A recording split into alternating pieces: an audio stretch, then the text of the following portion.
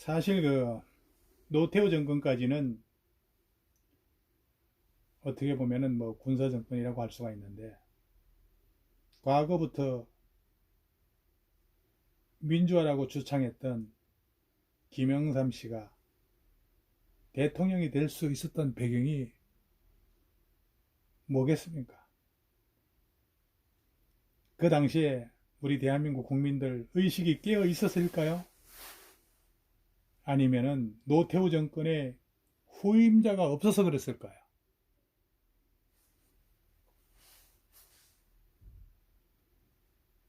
노태우는 김영삼과 김대중 두 사람의 분열 덕분에 어부지리로 대통령이 됐습니다.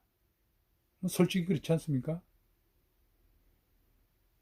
결국 노태우의 제6공화국은 전두환 대통령의 연장선이다, 이렇게 얘기할 수가 있습니다. 그러나 이런 이전 투구 속에서도 역대 대통령 중에 가장 낮은 득표율로 특검이 당선했습니다. 당연히 국회는 심한 여소야대로 돌아가고 있었죠. 이런 상황을 타파하기 위해서 노태우는 아주 기발한 아이디어를 내는데, 그 기발한 아이디어가 이른바 3당 합당입니다. 3당 합당. 그러니까 1990년에 김영삼, 노태우, 김종필 3당 합당으로 생긴 당이 무슨 당이냐?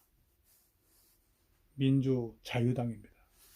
민자당이 탄생하게 되는 거죠. 그리고 95년도에 김영삼이가 민주자유당을 당명을 바꾸죠. 그 당이 무슨 당입니까? 신한국당입니다. 신한국당. 그러죠? 부산갈매기님? 신한국당으로 당명을 변경을 합니다. 그리고 IMF가 되는 1997년에 김영삼이가 탈당을 합니다. 그러면서 97년에 이해창, 조순 합당으로 생긴 당이 한나라당입니다. 한나라당. 한나라당이 새롭게 탄생을 하게 되는 거죠. 자, 그렇다면 95년에 김대중이가 정계를 복귀해서 국민회의를 창당을 하고, 2000년에 김대중, 그러니까 기존의 국민회의 바탕으로 새로운 당이 창당이 되는데, 그 새로운 당이 새천년 민주당입니다. 새천년 민주당.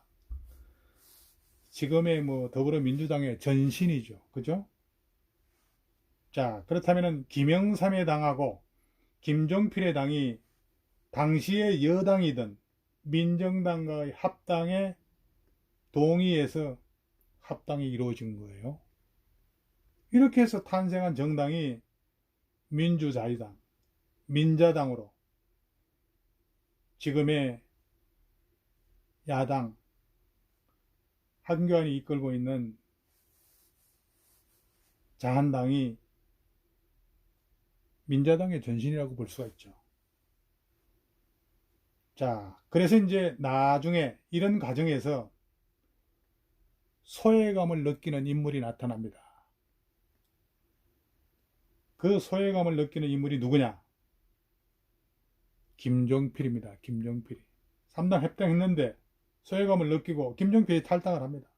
그러면서 충청도 지역 감정을 일으킵니다. 충청도 하합바지론을 갖다가 일으켜가지고 등장한 정당이 자유민주연합입니다.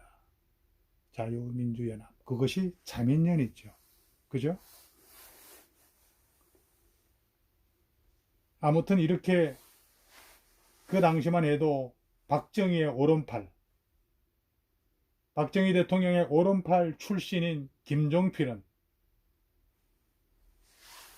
또 다른 장군 대통령 밑으로 민주투사를 자처하던 김영삼이는 아주 유명한 말을 남기면서 쑥 기어 들어갑니다.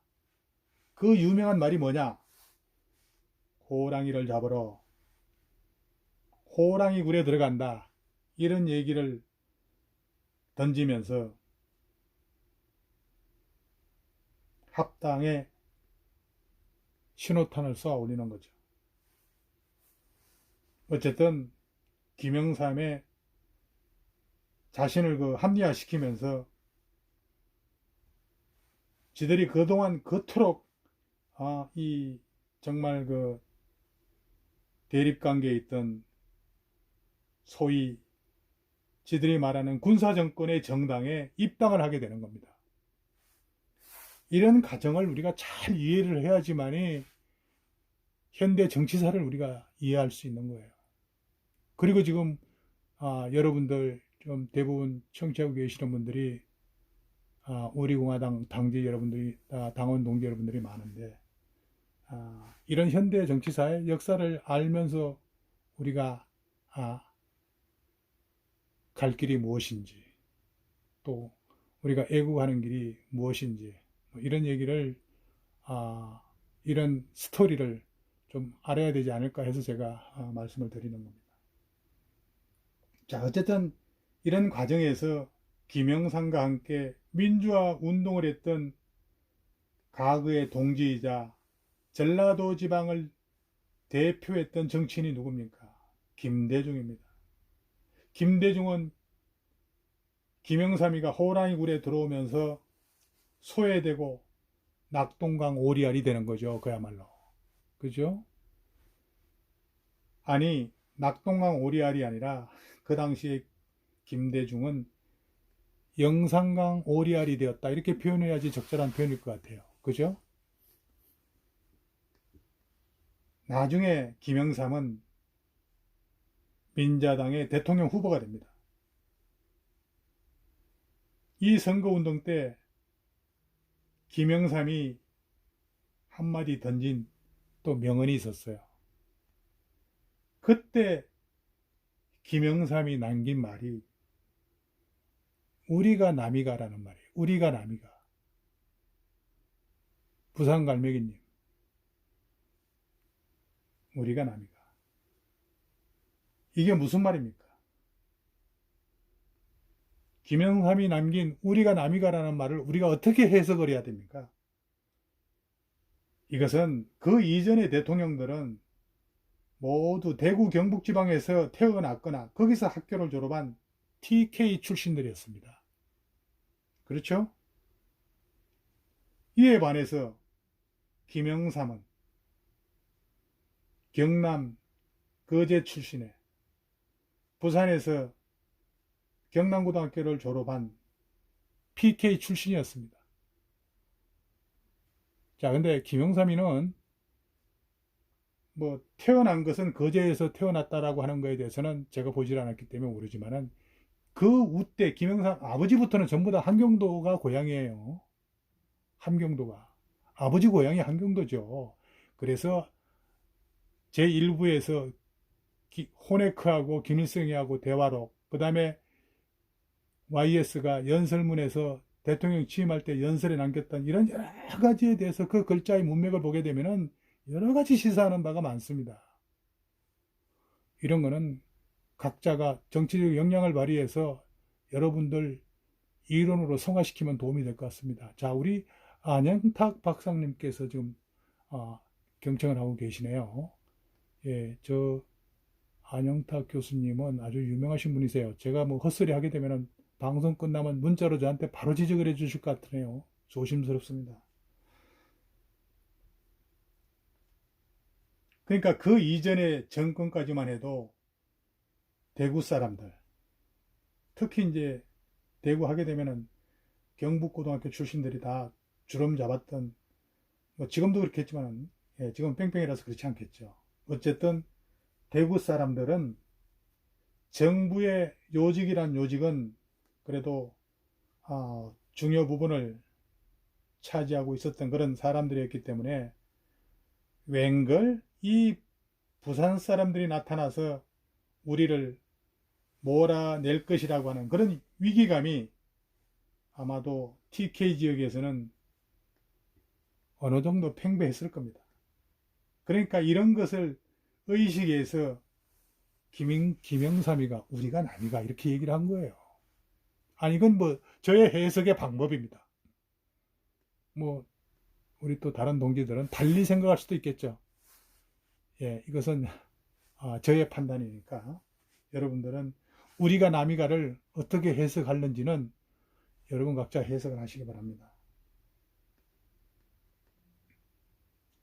그러니까 경상도 사투리로 경상도는 하나라는 그런 지역의식을 자극한 게 아닌가 이렇게 생각이 됩니다. 그래서 대구 경북지방에 표심을 얻었다고 볼 수 있는 거예요. 그렇지 않겠습니까? 백찬님? 예, 이런 전략이 이제 성공을 한 거죠. 이렇게 해서 모은 표가 YS 김영삼을 대통령에 당선시키는 그런 결과를 만들게 된 겁니다. 우리가 남이가. 이거 실체입니다. 실체. 부정할 수 있습니까? 부정할 수 없습니다. 그리고 난 다음에 김영삼이가 노태우를 집어넣는 거예요. 잡아넣는 거예요. 전통도 잡아놓고.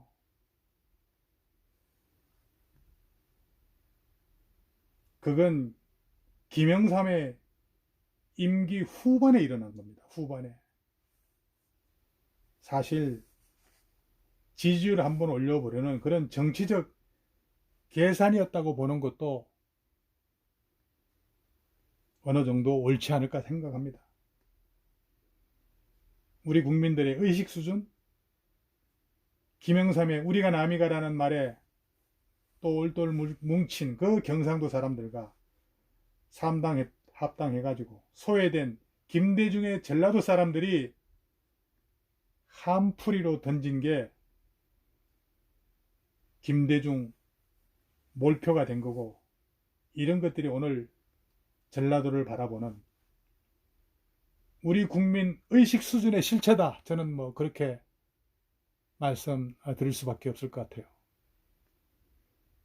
동의를 하실는지 모르겠습니다만, 나중에 이제 김대중 대통령이 집권한 후에 한보 비리 사건 여러분들 기억하고 계실 거죠. 한보 사태, 한보 비리.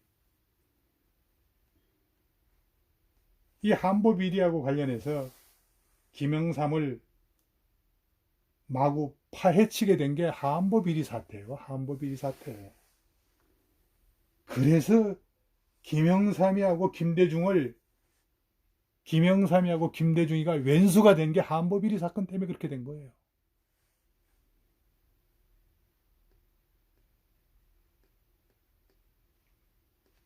근데 김영삼이가 큰 소리 치는 또 이유가 있습니다. 뭐냐 이거예요. 아시아 태평양 재단이라는 것을 이 김대중이 잠시 은퇴하고 운영하던 재단에서 엄청난 비리가 생겼는데 이걸 제대로 때려잡았어야 되는데 김영삼이가 덮어둔 겁니다. 그래서 지금 간이 배 밖으로 나오게 된 거예요. 가장 김영삼이가 잘못한 것은 아시아 태평양 재단의 비리를 까발렸어야 되는데 전라도 폭동이 일어난다고 그래가지고 그거를 손도 못 대고 정권을 내놓은 게 오늘날 문재인까지 이어지고 있다. 이렇게 보시면 될 겁니다. 자, 2부는 예, 여기까지 하겠습니다. 잠시 후에 3부로 이어지겠습니다. 채널 고정하시고 잠시만 기다려 주시기